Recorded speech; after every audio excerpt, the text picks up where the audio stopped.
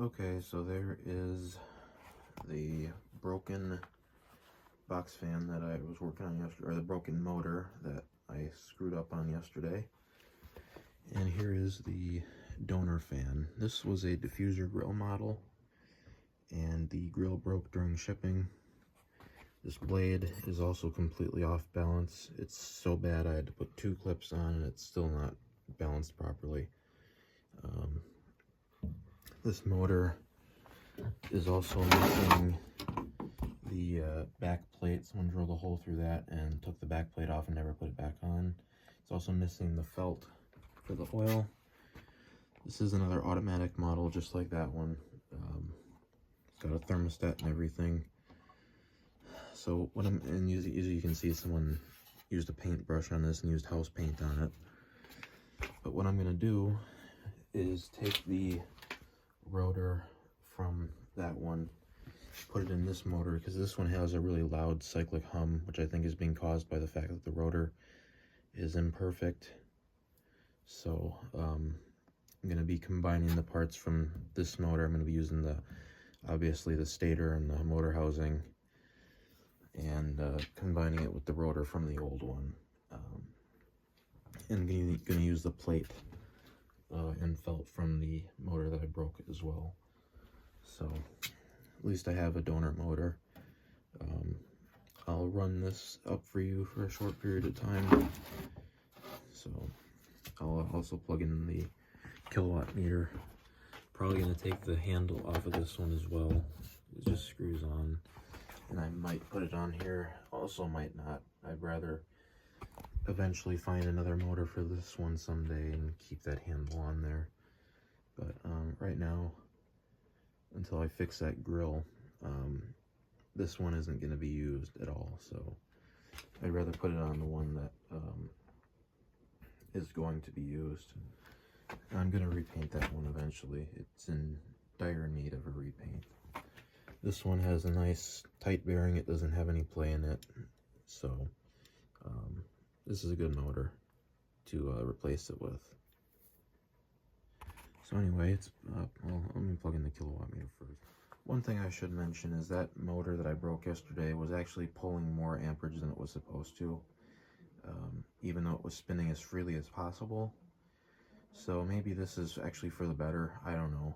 That motor maybe could have burned up on me. I have no idea, but it's still upsetting that it broke. So let's go ahead and start this one up on a high, going out. Actually, we'll start up on low.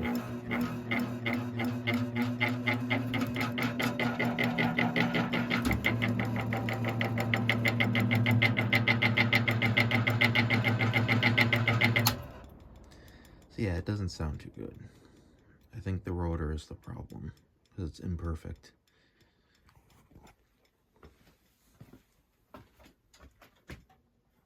Let's go high real quick.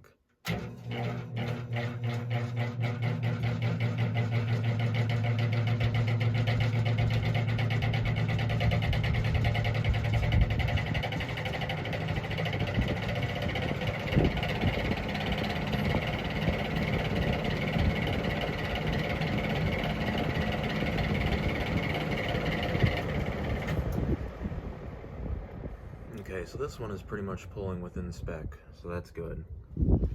But yeah, that blade is totally off balance, so yep, going to swap parts here.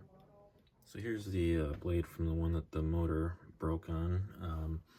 It's in pretty much perfect balance. It's a little dirty, but that's okay, I'll clean it up. You'll notice it doesn't have any of the cooling fins in the hub. The other one that's kind of off balance, or really off balance, has the cooling fins. So that's really the only difference between these blades. The donor motor looks nice and healthy.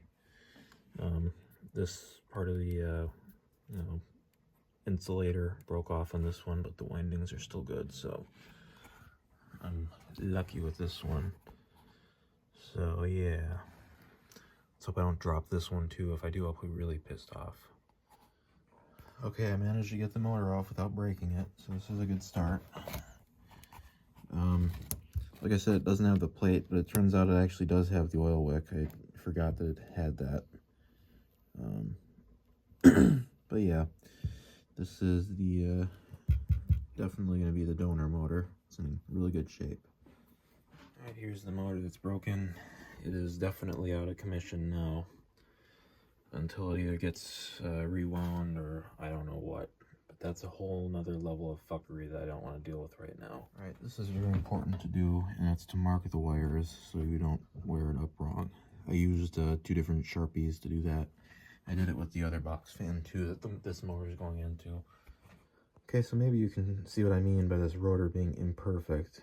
There's a lot more metal exposed on this side than there is on this side. It's very thin. You know, this part right here, you can see a lot more of it sticking out over here than you can over here. I think that's what's causing that cyclic hum. Okay, the different rotor is in, the wick is in, the C-clip's on, all that good stuff. This motor should run a lot quieter now. I'm gonna put the cover on. So I was curious to see how much this thing weighed. Just the motor itself, it weighs like 8 pounds. It's one heavy motor. And I weighed myself too. I gained some weight. I weigh like 200 pounds now. Just thought I'd add that in. Okay, got the wires pulled apart. I'm gonna start stripping them and putting them together to see if this works properly. Again, I did mark the wires so I wouldn't screw them up. Alright, it is wired up properly. All done. These are heat shrinks, so I'm gonna use the lighter on these and heat shrink them. It does run.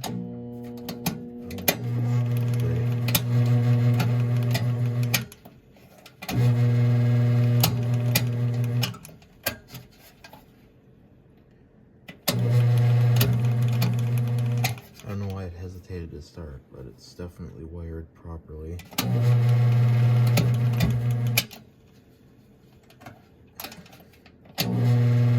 Works in both directions.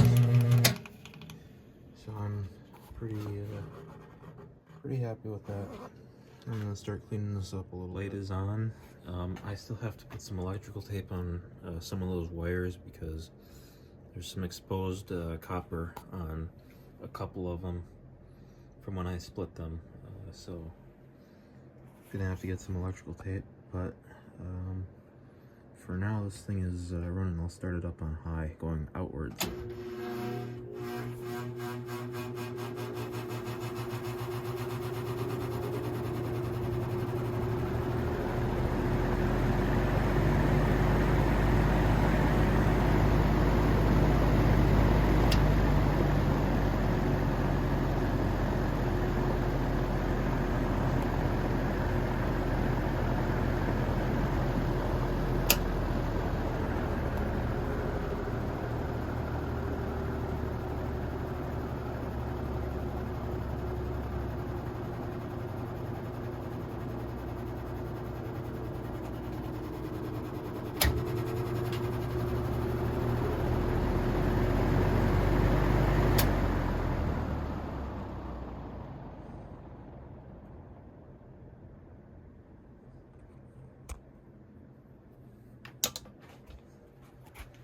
Let's see what amperage it's pulling when it goes up to high.